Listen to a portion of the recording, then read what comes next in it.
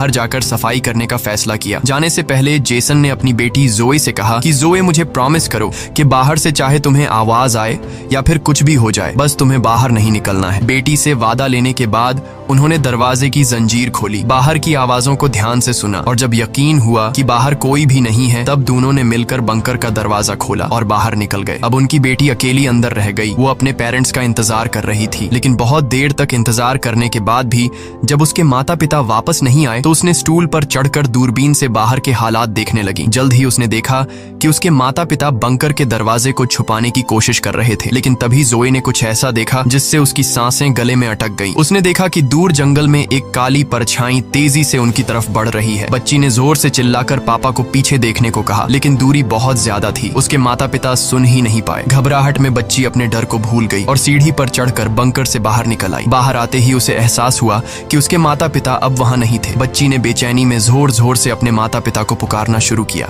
तभी पीछे से अचानक उसका मुंह किसी ने दबोच लिया। ये कोई और नहीं बल्कि उसकी माँ थी। कुछ सेकंड्स बाद एक जंगली हिरण का झुंड तेजी से वहां से गुजरा। हालांकि वो तीनों बाल बाल बचे, लेकिन बीत का डर और ज्यादा बढ़ने लगा। इन हिरणों का इस तरह भागना जरूर किसी खतरनाक चीज से बचने की कोशिश थी।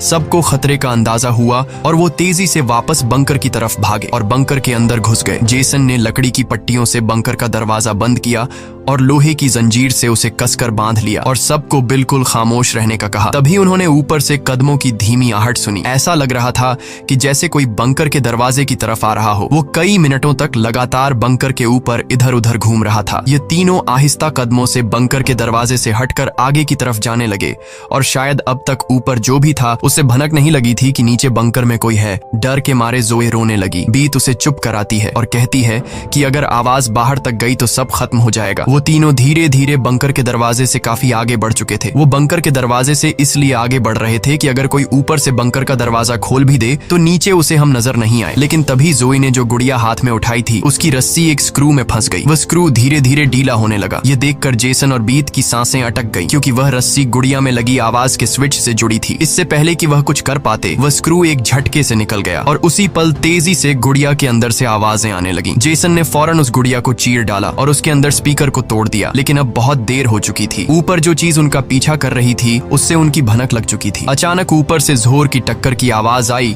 और फिर भारी कदमों की गूंज सीधा बंकर के दरवाजे के ऊपर रुक गई। उसने आखिरकार उनका ठिकाना ढूंढ ही लिया और उसे खोलने की कोशिश करने लगा। वह बंकर के ढक्कन को जोर से धकेल रहा था और जंजीरों से बंद होने के बावजूद खतरा साफ महसूस हो रहा था और ऊपर के राक्षस को पता चल चुका था कि जरूर नीचे कोई मौजूद है। हालांकि वह